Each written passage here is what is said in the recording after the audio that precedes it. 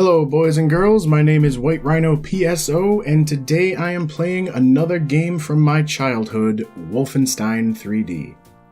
Now I consider this to be a very important game because although it wasn't the first one ever made, Wolfenstein 3D is probably considered one of the real forefathers of the first-person shooter genre.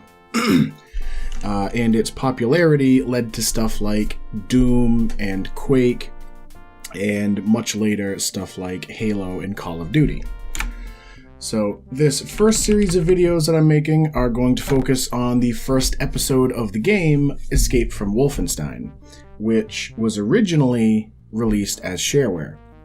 Now what that means is that the developers encouraged people who owned this first standalone episode to make copies of it and give it to their friends and family. The idea being that anybody who played it would like it enough that they would end up ordering the rest of the game, episodes 2 through 6, directly from id Software itself by sending money. I am going to play it on the default difficulty of Bring 'em On. I haven't played this game seriously in quite a long time, so I have a feeling that the first few levels are going to go pretty well, but the longer the game goes, the worse I'm going to get.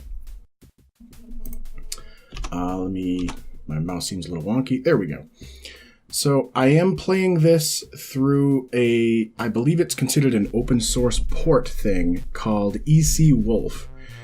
Which allows for a little bit of functionality that the base game didn't have, such as using modern first-person shooter control schemes like W and S moving you forward and back, A and D strafing, and the mouse being used for looking around and aiming your weapon.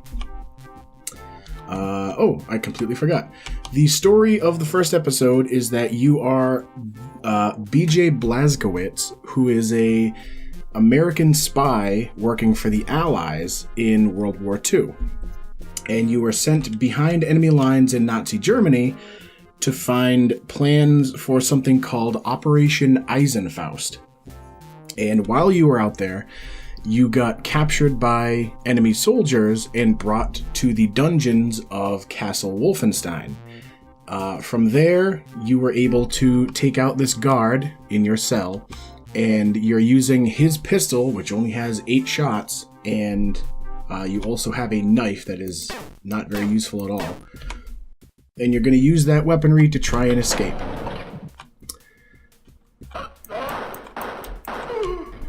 It's a pretty fast-paced game. It does use a lot of old games had scores and lives. So every time you killed an enemy or picked up treasure, you'd get score, and then that would lead to getting free lives, because every time you died, you would lose a life. Modern games very rarely use that, especially in first-person shooters anymore. I like the detail that the developers originally put into this game. Like, you're in a dungeons, you're in an area of the dungeons, and there's prison cells, and there's skeletons hanging onto the bars.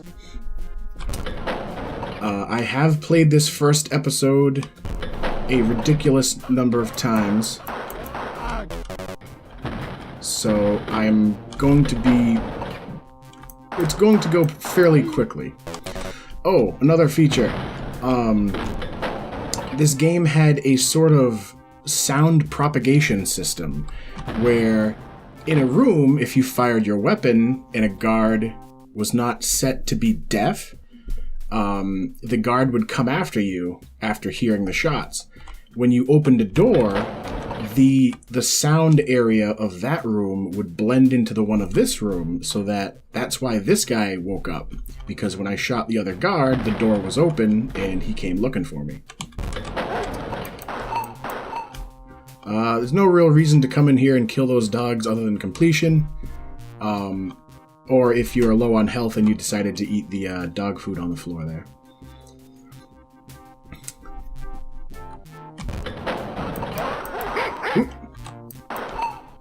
So far I've been pretty lucky on not taking too much damage.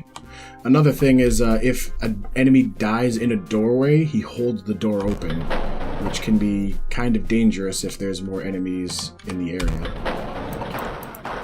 Now, when I mentioned the deaf guards before, there are guys like this who I shot him and killed him, but there's a guy in here that is set to not wake up with sound. Instead, he wakes up when he sees you.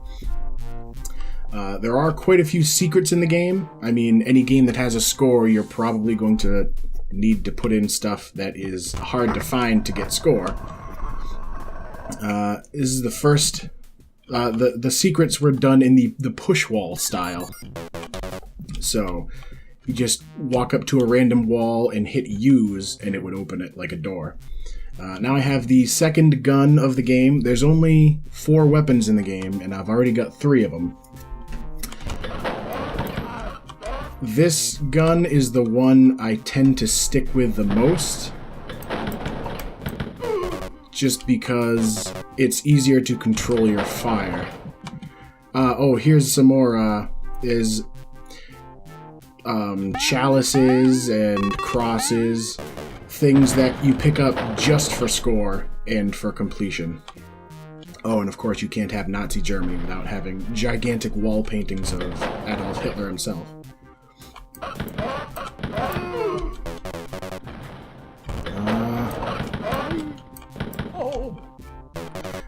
I like the brown guards, or the guards in the brown uniforms, because they had the most sound files for when they get killed.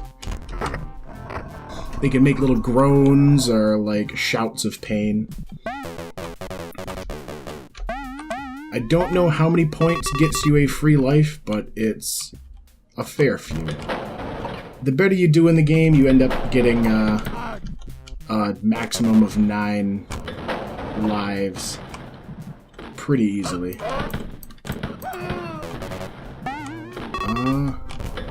I know I'm making this first episode look very easy. Somebody opened a door. I'm making this first episode look very easy, but... Alright, where is that guy? But, it's really just because I've played this level a ridiculous number of times. Every level ends with an elevator that you have to get in to end the level. But in this first level, there's 10 levels in each game, or in each episode, but 9 of them are standard, and 1 of them is a secret level.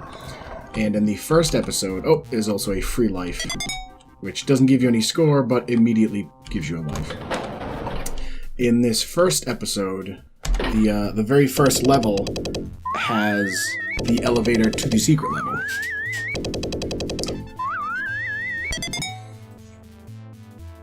You also get bonus points for getting all the kills and secrets and treasure, and that was actually enough extra score to get me another life. I remember that this is the secret level of the first episode, and I remember that this level used to scare me a little, because the music is... Oh, Jesus! The music is very creepy. That blue guard is one of the only other enemies in the first episode of the game. A lot of games that had shareware would only give you a small taste of what they had capable. Oop. Oh, good thing I checked over here. They would only give you a small taste of what was in store for the whole game, so you would only see brown guards and the blue SS guards in this. And if you didn't have a machine gun and you killed an SS guard, he would give you one. Or rather, he would drop one, he wouldn't give it to you. Ooh. Getting close.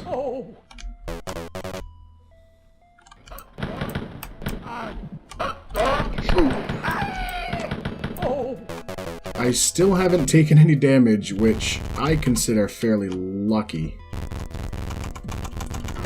Oop. I had a feeling there was a secret around here somewhere. Quite a few times the secrets will be hidden in corners of little hallways or sometimes behind paintings.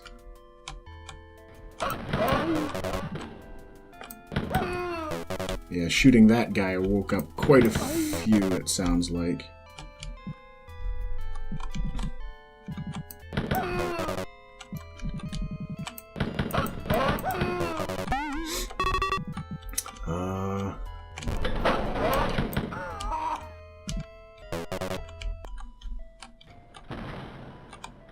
Another thing that the EC Wolf program gives you is this mini-map feature, which the original game didn't have.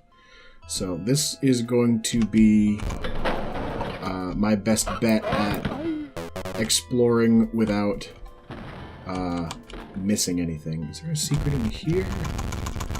Does not seem like it.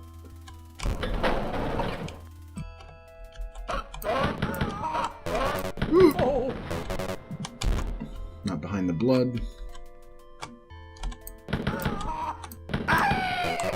Jesus.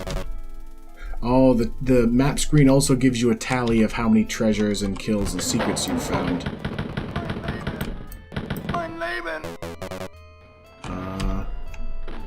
There are, good lord, there are 15 secrets?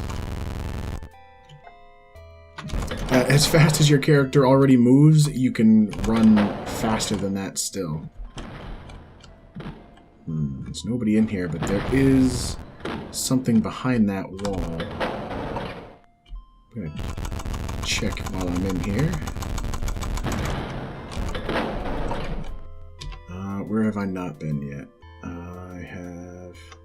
Actually, I'm gonna check these outer walls first. No dice. Well, that just wrapped around, I think. Is that my way in? No. Alright. Back through the stone tunnel.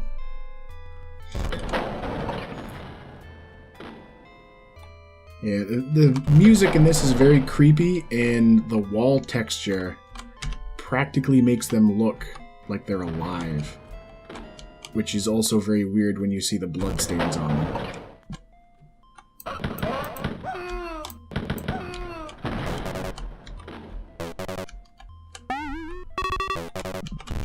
Nothing there. Ooh, but Hitler hides the key.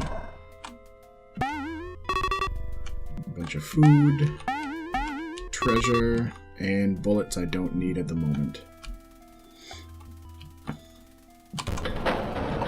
Alright, I'm running out of places to explore.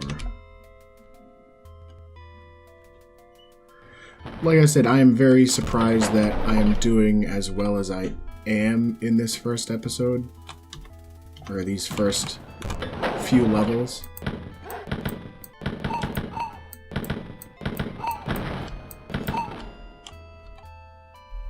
Basically because the game seems deceptively easy or simplistic, but it has a way with taking... Whoa! If a guy ends up blindsiding you, then he can take large chunks of health off of you. And that's the first damage I've taken all throughout the whole series so far. Where in the hell am I now? I'm gonna...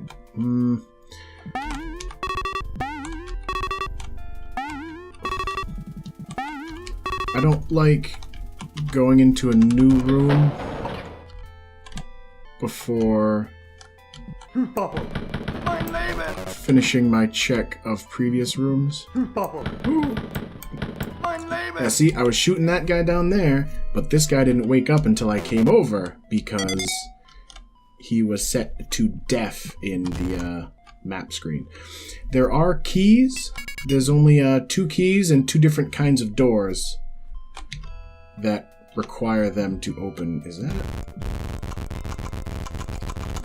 Nothing in the hidden alcove? Alright, now where have I not been yet? Down the door this way.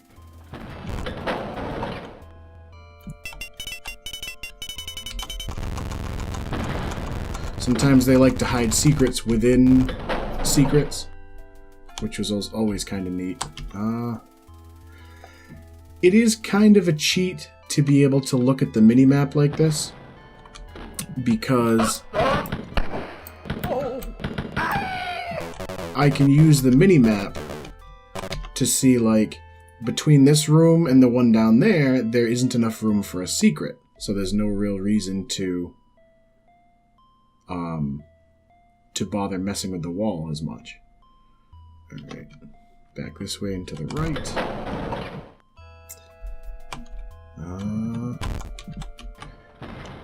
Anything where it's like a corner, or if there's barrels. Oh, see? There's two barrels flanking a blank spot, so that is definitely a place to check for secrets. And I'm gonna check some of the walls in here. Nothing extra. I've only got 35 out of 120 secret or treasures in this level, which is not a whole lot. I have a feeling that might be leading to the exit. These two doors here in that red hallway were the doors that required a key. That's why I completely avoided them that time.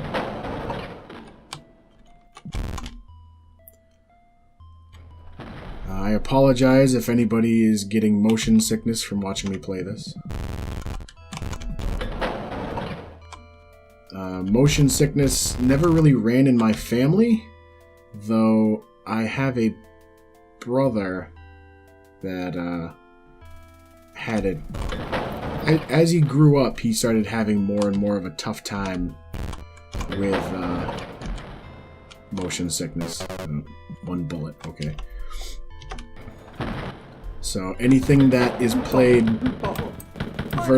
via first-person shooter right now, he tends to just completely avoid. If you have really low health, like I think below 10%, you can drink pools of water and also pools of blood on the floor, which, back as a kid, I used to play a lot of games with cheat codes, so I'd have God mode on. So I never really got to the point where, I mean, I never really needed to pick up any health, to be honest. Is there anything hiding in his corner? And that's where I began the level. Must have checked that already. It looks like the only place left to go is the hallway with the two key doors. Which, Christ, let's see if I can remember how to get there. Pretty sure it's this way. And then not into the wood hallway here, but down into the stone hallway. There were some different ports of this game, and some of them had all, like, Nazi emblems and such removed before they were allowed on the console. I think there's like a Game Boy Advance port, which is alright, but not super good.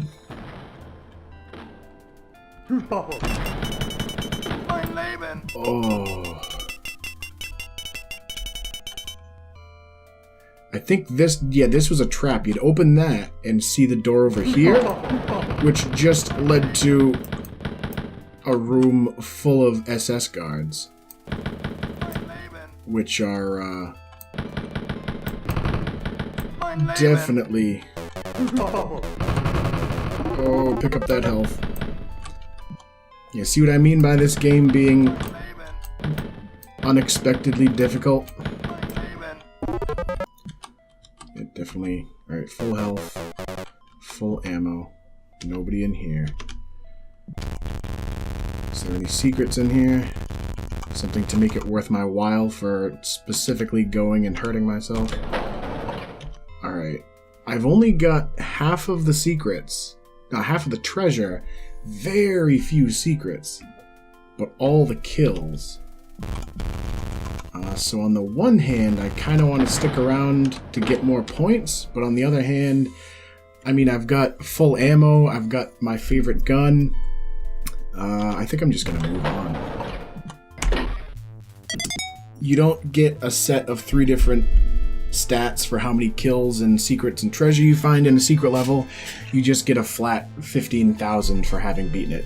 And like I was saying, I started with, I think, 3 lives, and now I'm already up to 9. Going into level 2.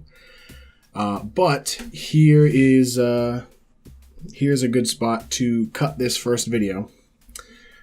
As always, thank you for watching, and I will see you next time.